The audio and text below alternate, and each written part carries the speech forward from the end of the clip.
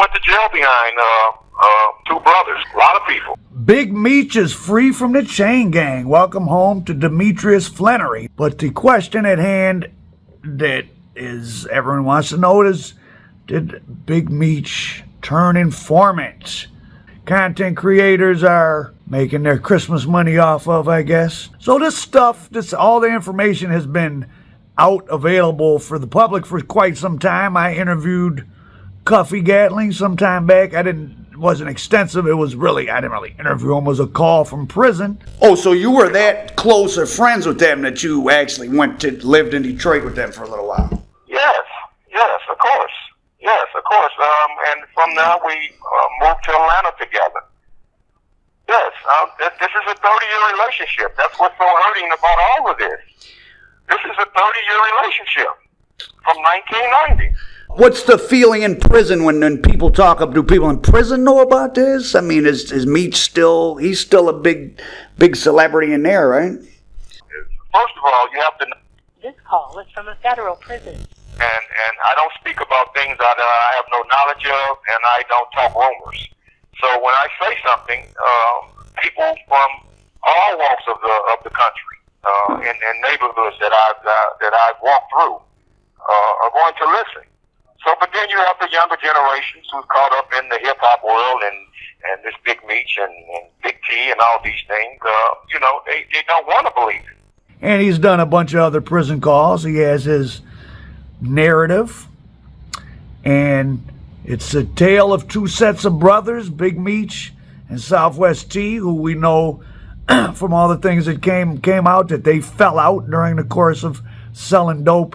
And Dion, a.k.a. Cuffie Gatling, and his brother Wani, a.k.a. Magic, who's deceased. I don't know if they fell out, but they had diverging paths. Dion Gatling got 10 years in prison as part of the original BMF thing, and his brother was wanted. His brother was holed up in a house in Atlanta. DEA surrounded it.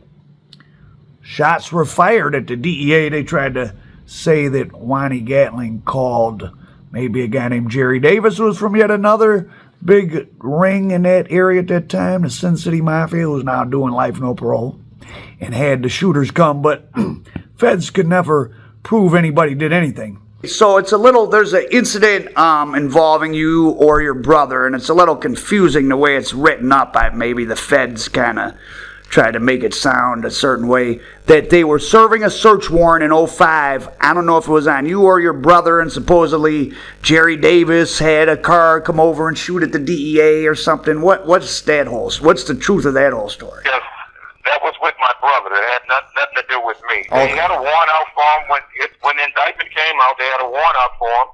The U.S. Marshals tracked him to a condominium in Atlanta, Georgia.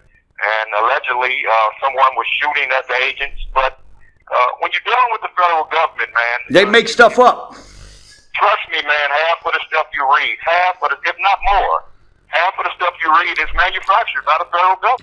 But the Gatling brothers, very infamous and well known in St. Louis, just as the Flannery brothers are around the country. So if someone said to you, hey, do something, and Big Meech said it's cool, then you would have never thought in a million years it would be a problem. I would have never thought in a million years that he would be behind something like this. First of all, it's breaking all the codes. Well, what did he get out of it? He didn't get out of prison. Excuse me? What did he get out of it? He didn't get out of prison. He didn't get anything out of it. The case blew up. So it has been word on the federal prison grapevine for quite some time that quite a few people feel like Demetrius Flannery did things to violate whatever the prison code or the code or set up Cuffie Gatling. But so what's Dion Gatling in prison for? In 2020, he pled guilty. He got 27 years. He pled guilty to running a drug trafficking organization that brought HC, METH, other stuff into St. Louis from 29 to 2014. There was some homicides alleged. He didn't plead guilty to homicide, but it's one of those weird things in these federal cases. where they allege crimes, they mention them, but they don't have to prove them. And the judge can hold it against you in sentencing. I don't understand how that's legal. But so what's the meat and potatoes behind this allegation? Well, it's pretty messy. And this is why you shouldn't be involved in selling drugs at a high level. If you're poverty stricken and you have no other way to make a couple $100,000, hey, do what you got to do. But if you then take that money and go throw it up in the air or blow it or pay for a JJ from obese strippers, I ain't got no sympathy for you. Yeah, and also they allowed the heroin charge to move forward. With any other person, all this would have went out the window where it belongs, in the trash. And that, just to remind people, that heroin charge is the thing related to Tammy and possibly Meech. Yeah. That's exactly where it comes from. That's the whole case. That's what the wiretaps was based on. That's what the affidavits was based on. Okay, it's August 5th of 2012. DEA Atlanta agents, they've had a long-time operative who we all pretty sure is Tammy Cowins, CS1. She calls and says right now in St. Louis, this guy Fidel Suarez has a truck in town and has a load of illegal D-rugs, and he's trying to get in touch with Gatling. Gatling or his people aren't answering the phone, so Suarez is calling CS1. As comes out later in an extensive internal investigation conducted by the Drug Enforcement Administration against Special Agent Keith Cromer, group leader Keith Cromer, who CS1 was under. The CS1 was helped him make cases all around the country, but she was being paid out of Atlanta. So in this particular case, August of 2012, she calls. So literally there's a truck full of stuff. The driver is telling Suarez, I'm here, where are these people at? And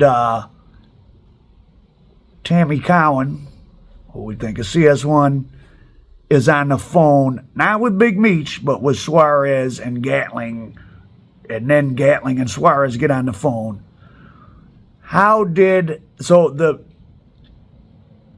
This leads to the wiretaps on Gatling, which then culminate in him being indicted some years later in his guilty plea to 27 years.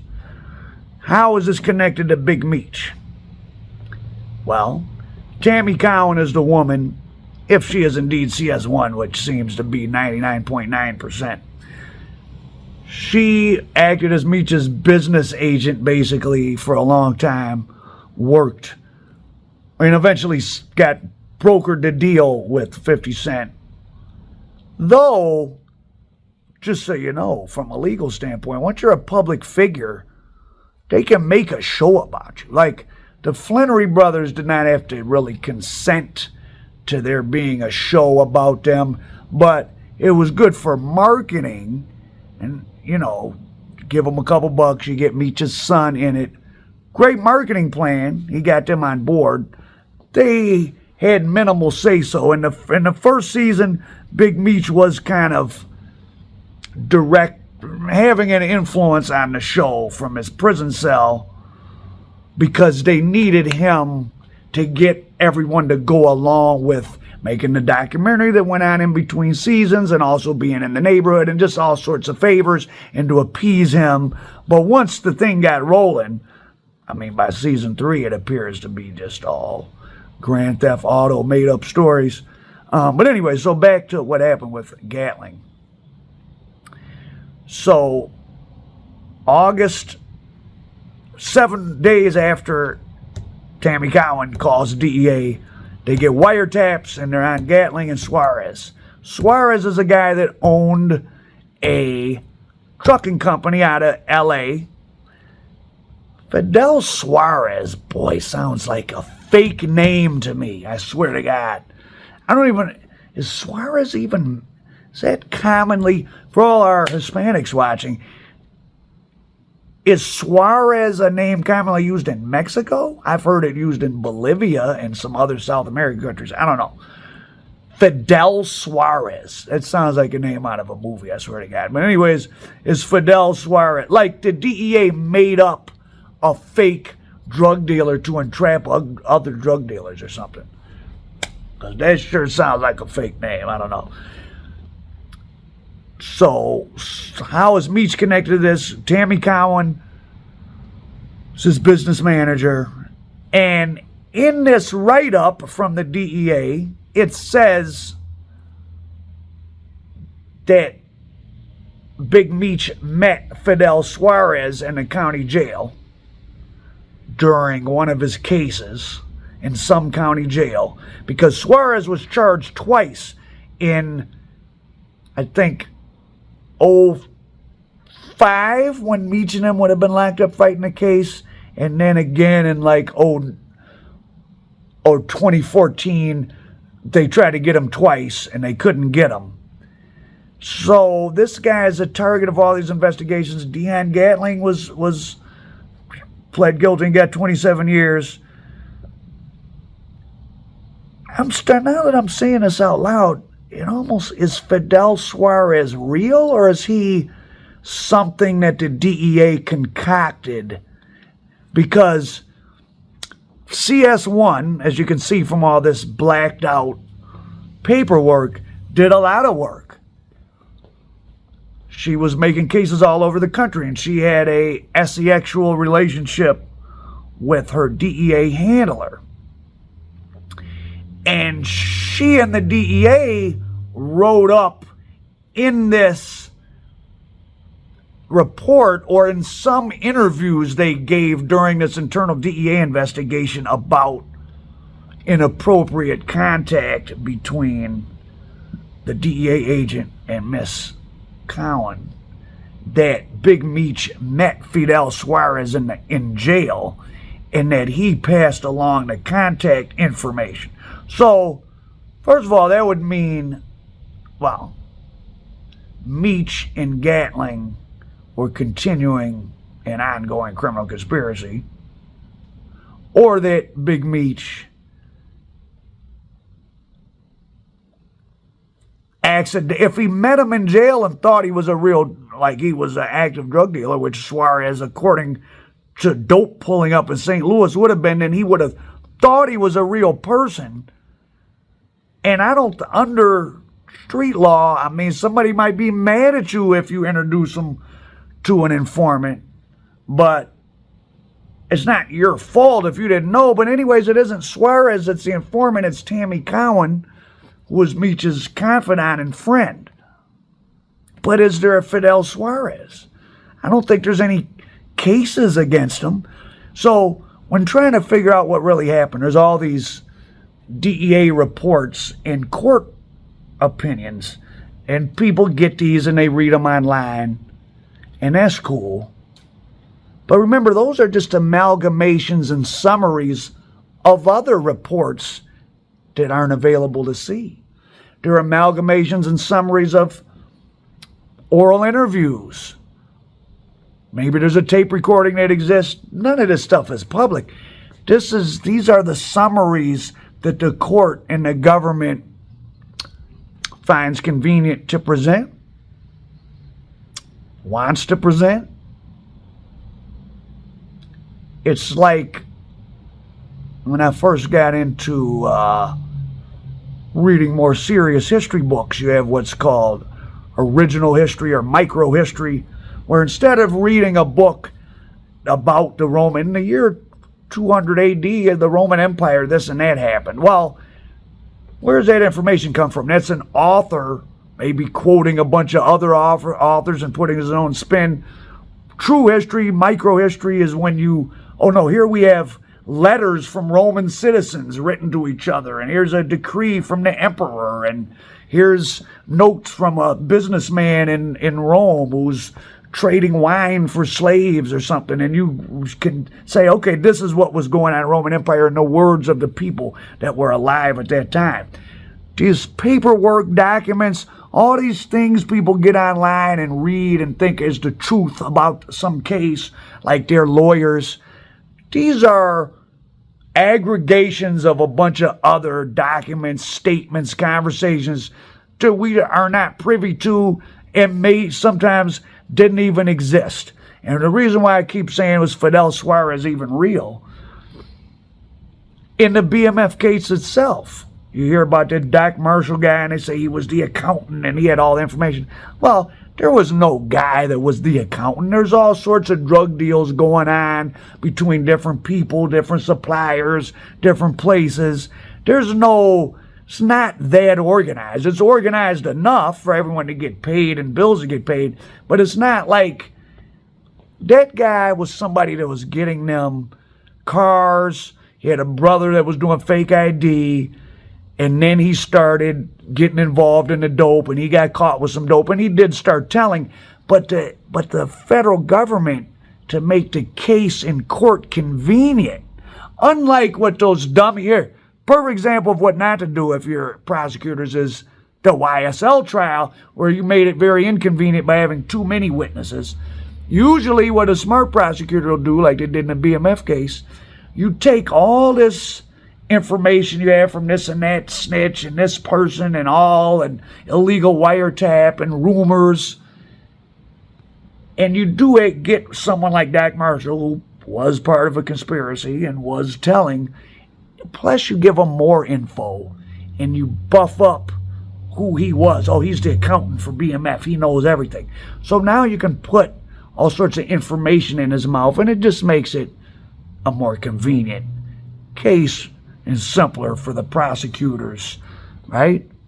That's why you'll hear guys a lot of times complain. They'll basically be like, yeah, like we did it, but it wasn't like this. Dirty game. The other side plays dirty too, the other side being the feds. But so the real interest here and the real question per Big Meech and, whatever you want to think about him is, well, Tammy Cowen. Big Meech desperately wanted a TV show to get, or a movie to be made. He wanted his legend to live. I don't think he was that pressed about getting out. I think he likes attention. He didn't mind jail because he was the center of attention. He wanted his name to live on, which, he's as well known now as ever, or more so. So his plan worked. So he's a brilliant tactician in that sense. His fame is greater than ever. In fact, when BMF was getting sentenced, there was no major journalists even there. Back in the 70s and 80s, news, big news entities covered even the trials of certainly kingpins, even black kingpins in the city. BMF wasn't really news outside of rap fan, urban young America, and really still isn't. But through that, they influenced the pop culture. So BMF has, Big Meech, I should say, and according to Blue Da Vinci, his marketing game plan that he gave him as far as outside of dope worked. BMF is a brand now. What that brand is worth and all that is another story. I don't think that Meech tried to. There's no evidence that Meech knowingly even. See, where's the evidence that. So it would have to be one of two things. Meech went to the feds and said, hey, I'll set Gatling up. But then in that case, why would there be this Fidel Suarez who was never arrested and doesn't exist?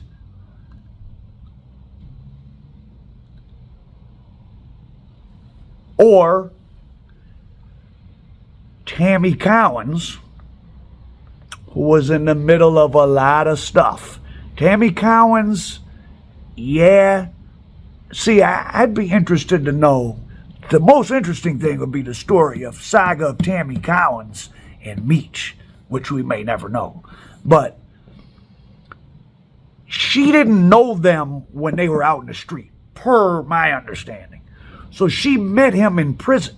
So she targeted Meech for friendship. She reached out to Big Meech through some capacity. I don't know, did they have mutual friends? I really have no idea.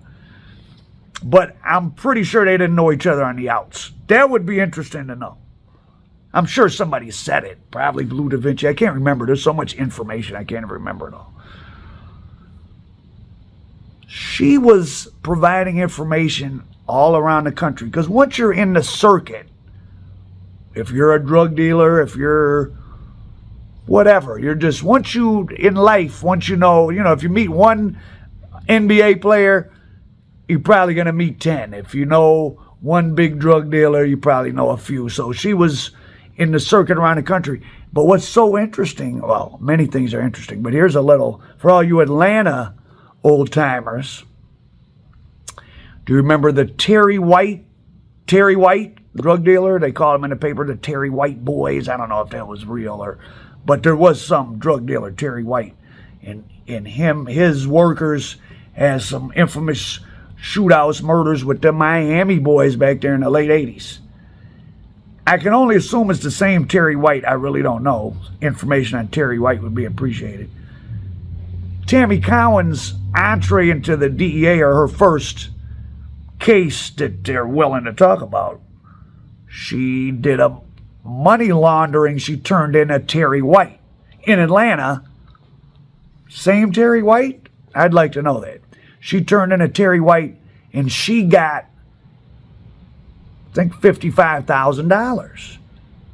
So if you didn't know, most of the confidential sources, at least in the DEA, because there's so much money because it's drugs, are not, I mean, it's one thing to be in trouble and you're facing life and you throw somebody under the bus. I mean, that's not cool, but, But there's more people than that are just people that say, hey, I can give me some money and I can set up people. They're not even in trouble. They're just doing it as a job. So Tammy Cowins was involved in a case of a guy money laundering named Terry White in Atlanta. Is it the Terry White from the Terry White Boys from the 80s? Not really relevant, but interesting. If anybody knows, I'd like to know. That's very interesting.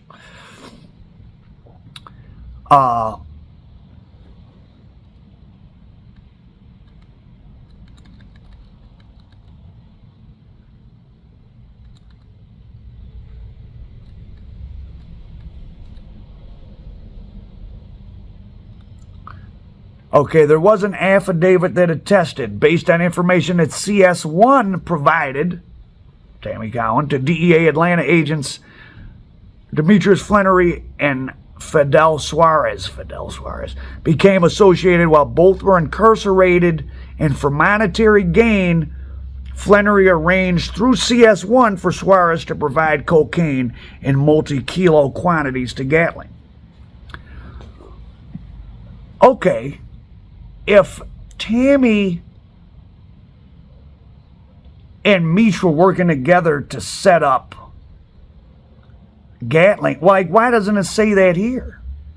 They hiding that Big Meech is a cooperator? I don't. At the time these documents were written, I mean, it's easy to think now, like, oh, everything's on the internet, but the DA don't care. Like, I doubt if they would have. Because listen, you can put in all kind of people's names.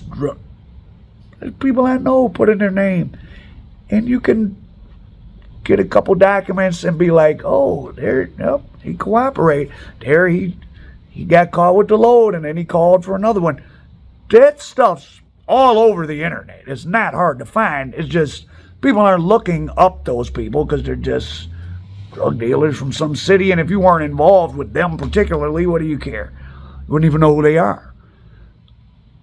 So if Meech was part of some conspiracy to get Gatling, I don't think the DEA would have hid it in any documents.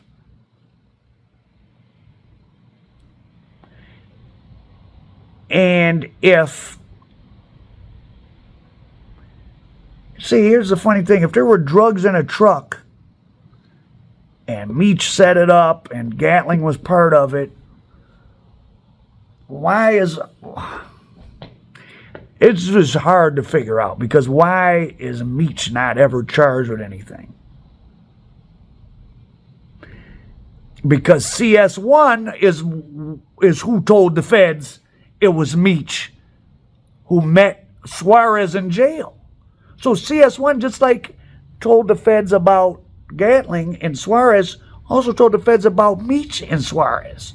So if they indicted Gatling, why wouldn't they indict Meech unless CS1 Tammy Cowins wasn't so... There's this idea that her and Meech are so tight, and whatever she did it for Meech, but couldn't it be that he wasn't just another guy in her arsenal? So apparently she messed with drug dealers and would turn them in and get reward money. She did it with Terry White. Later on in this investigation of her behavior with the DEA agent, it mentions that she made cases in many jurisdictions. They just worked her out of Atlanta.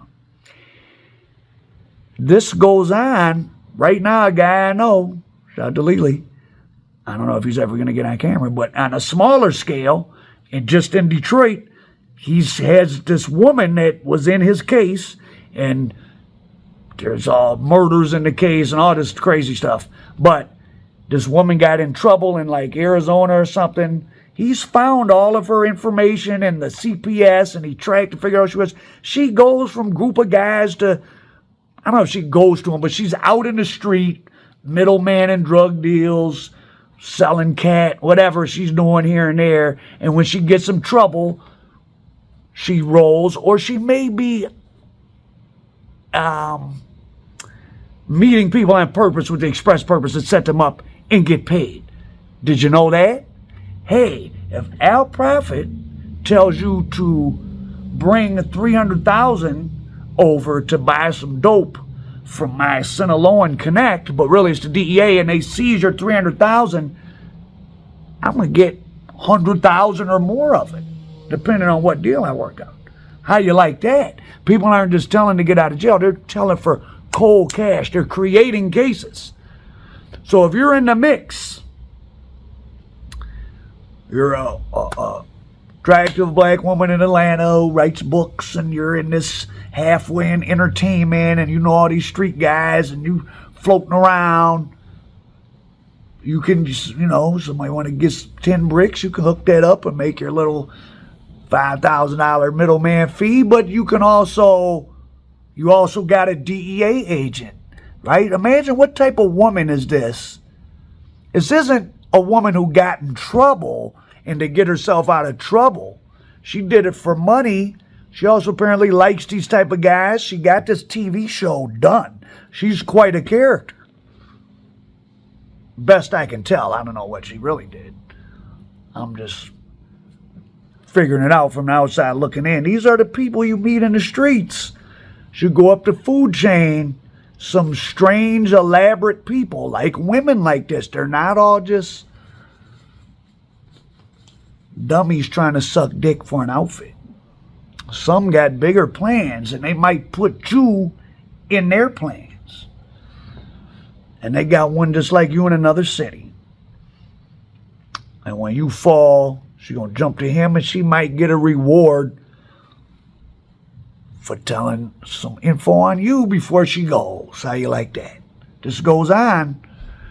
Now, some people try to say, okay, so CS1 Tammy Cowins, if that's who it is, as you can see by all these documents, had a long career working. By the time this Fidel Suarez, Gatling thing comes, she had at least 5 years. She did her first case in 07, Terry White, that we know of. So she had at least 5 years. She got many payments I think she got an $80,000 payment once. It's hard that these documents are so blacked out. There was some type of $80,000 one-time payment. To Terry White, she got $50,000, and then she was getting like $2,500 every month. So, again, as I'm talking about this is so messy. I don't think that there's no way we would probably really for sure know unless everybody talked about it. But to me, it seems like Meech could have just been another guy she was working. And what's interesting, and he just happened to sort of fall out the winner in the game because Mr. Gatling, just like Mr. Flannery, wanted a BMF. They wanted a movie. Mr. Gatling had a script, and there was some activity. And I think that's how he knew Tammy Cowins, or at least that's part of. So she's playing movie, TV middleman for the Gatlings on one side and for the Flannerys on the other, seems like.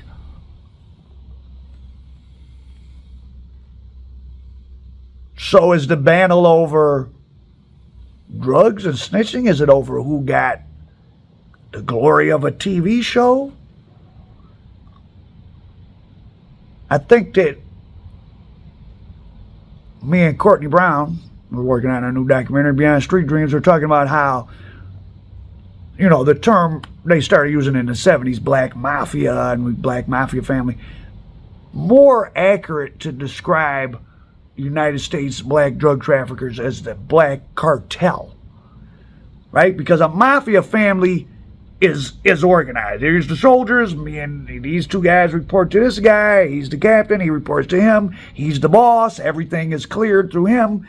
That's not how, whether it's Nicky Barnes and Motown Mafia, Frank Matthews, or the Flannery brothers and the Gatling brothers, it's not quite like that. It's more like Mexico, where like, hey, I'm powerful in St. Louis and you're powerful in Detroit, and we're down, we work together, but sometimes we do our own thing, and Big Meech doesn't tell Cuffie Gatling what to do.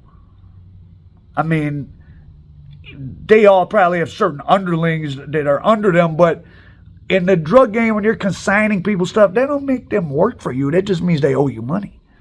And something I learned, coming to know a lot of formerly big guys, sometimes I might be the big guy, and usually you get it from me.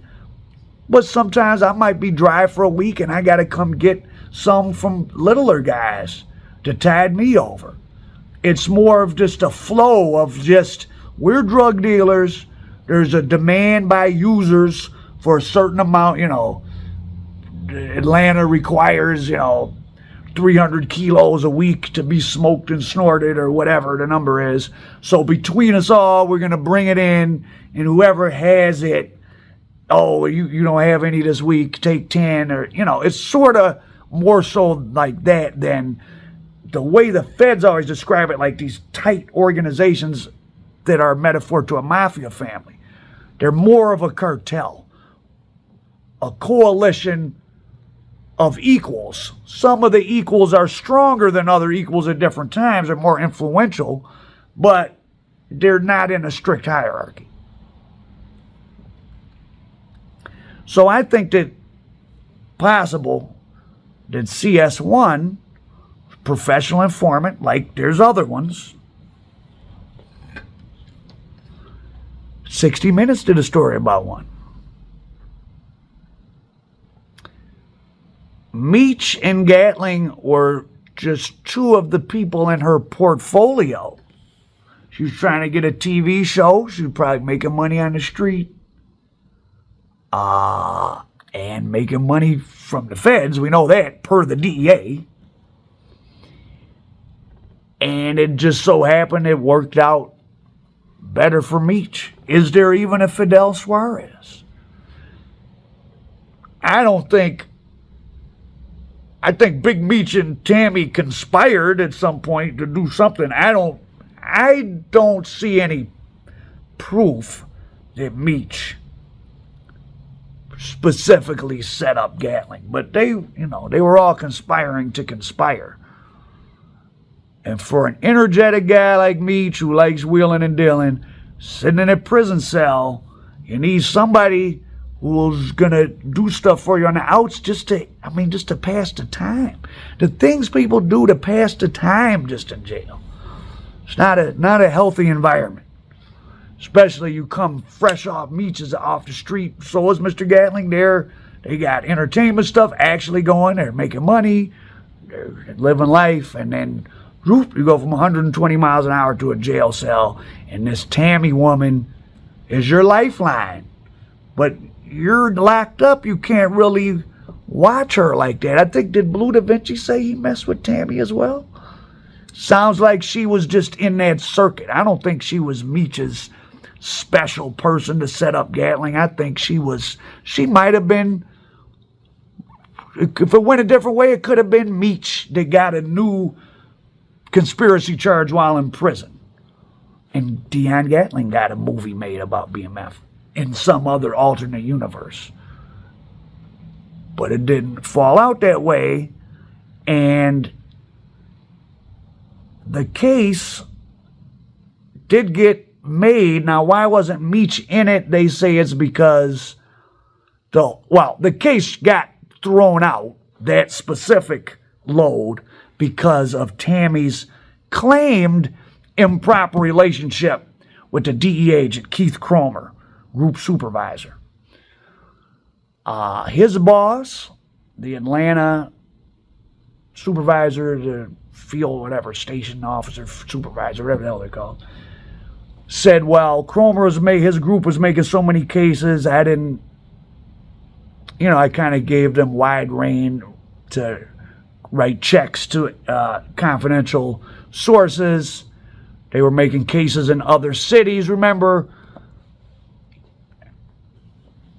what especially DEA is doing is very tricky how they have to protect their sources and informants. I mean, in some cases to protect people's life. So, I get it. But they're moving people around to different cities. If you're a confidential informant in Atlanta, well, at a certain level, like, you're going to know about drug deals in other cities because these are national level drug dealers.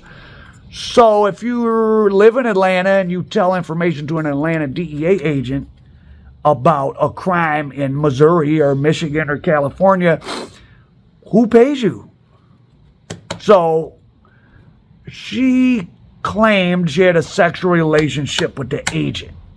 How did all this come out? She emailed the DEA. Let me see here.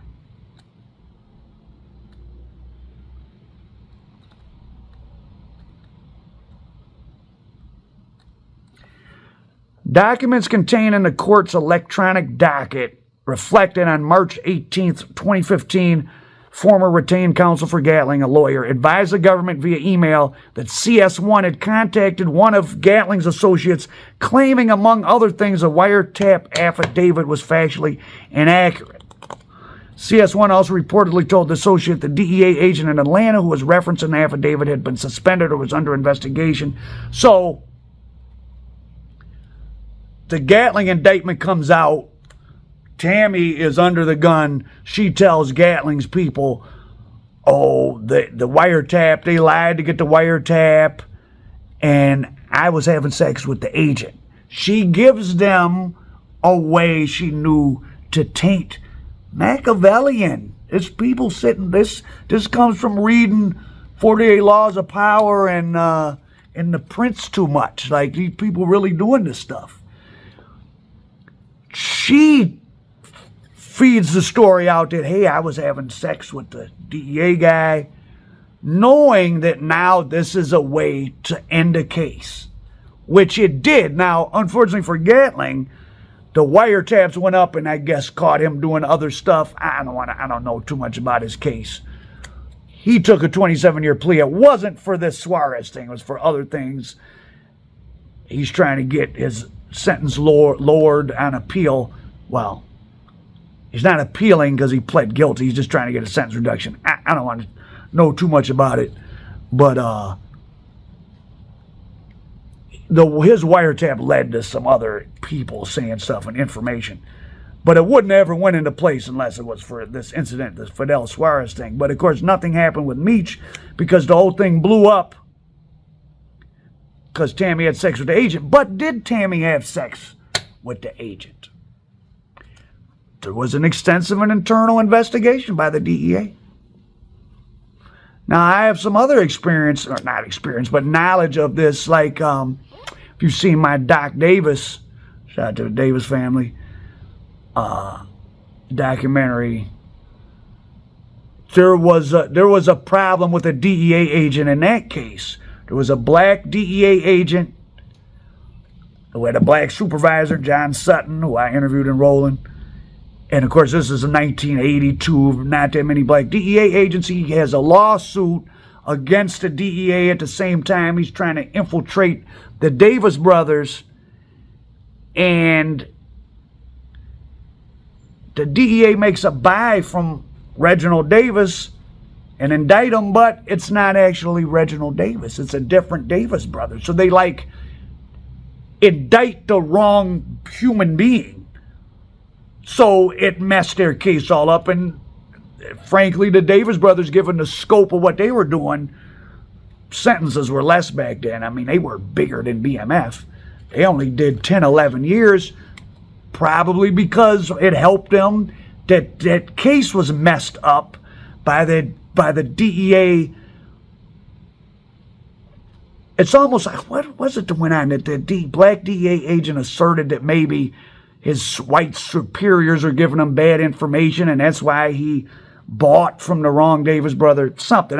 It's complicated. But anyways, DEA, like any other job, whether if you work at McDonald's, it's like there's conflict between the manager and the bosses and all that. Same thing happens there. But imagine you work at McDonald's and everyone's making, $15 an hour. But instead of having $4,000 in the till every night, there's $400,000. Right? Imagine, who's logged in? So-and-so's logged into the cash register. I can steal while it's under his name. There'd be so much drama going on. Well, that's what goes on at the DEA. Not that they're all corrupt. Some are just cops bending the rules, cutting corners to get who they perceive to be bad guys, and maybe they need to do that. But how much rules do you bend? How bad does the bad guy have to be to break the law? So there was a big internal investigation, like I said, of this DEA agent, and CS1's supposed sexual relationship. DEA basically, it didn't say what his punishment was. Like, they declined any criminal charges. I do know that. And it specifically said the state of Florida prosecutor declined criminal charges. What the hell does Florida have to do with it? Well, can't figure it out because so much is blacked out in these documents. Something went on in Florida. There was a BMF case in Florida. BMF cases all over the place, and it said Tammy worked cases all over the place. I'm just saying. Tammy, CS1, if it's Tammy Cowins, should have a show about her, because she's the real interesting one. She walking a red carpet. I don't know. Does she pop out?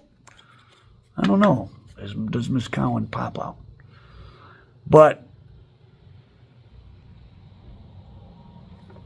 sorry if this isn't super straightforward. There's so much information.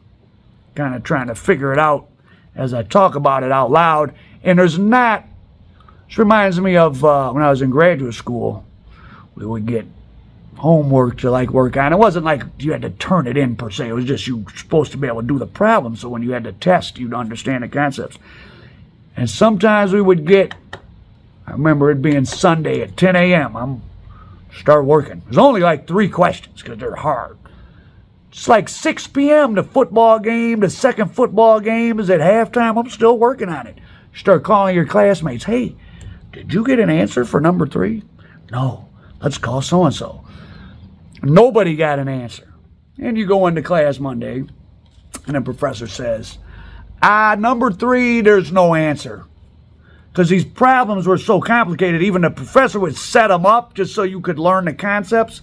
But if they didn't work them all the way through, some of them you couldn't figure out. There was too many. You were like cost minimization and profit maximization and cost minimization when bounded parameters and all these multiple variant analysis, and you couldn't get an answer. Well, when you're looking through a bunch of legal documents, remember this when you are playing detective online or when you're looking at someone's paperwork deciding whether to stab them in your local county jail. These legal documents that come from the people you claim to hate, the police, why are you just taking them at face value? You think a DEA agent writes up the exact truth?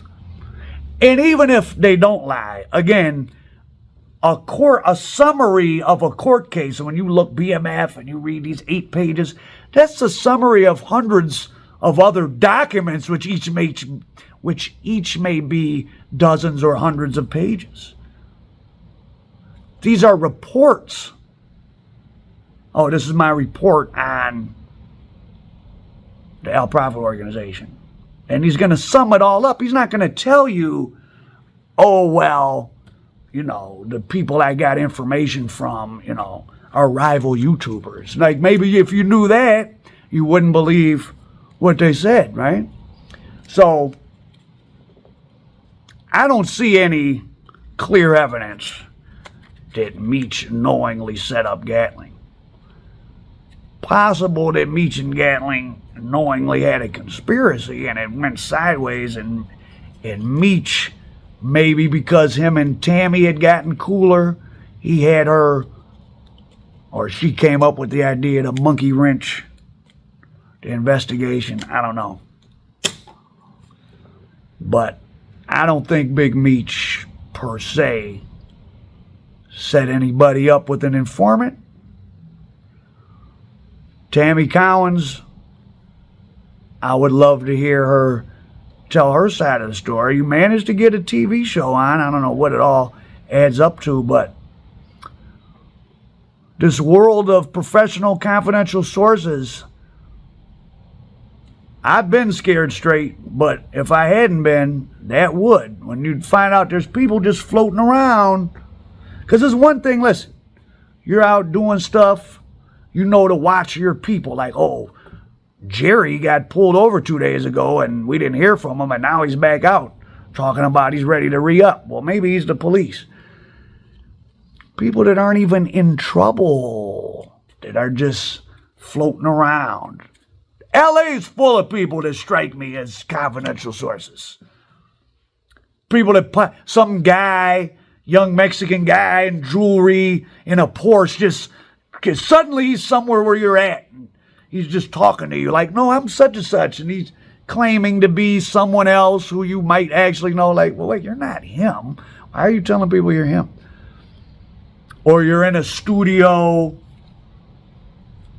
and there's a black male who's dressed like the other black males, but if you observe, like, well, wait a second, he's not really talking to them. Does he know them?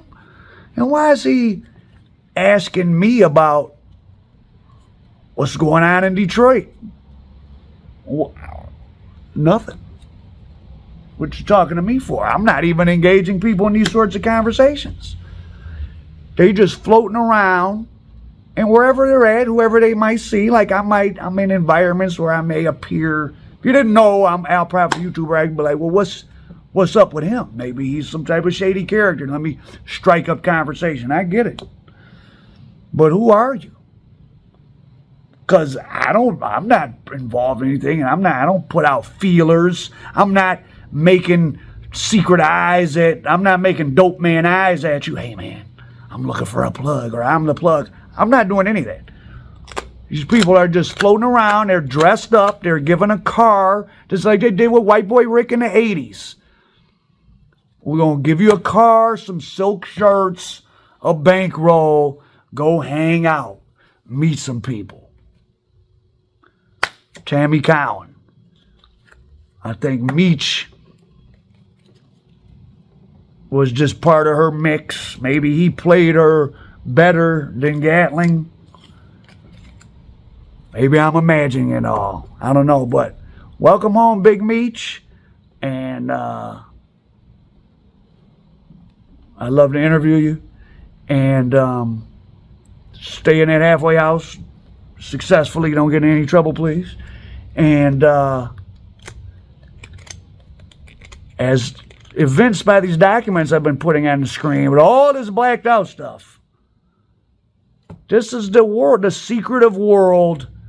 Furtive phone calls, somebody else's phone. You don't know who it is you're even dealing with. Fidel Suarez, I guess.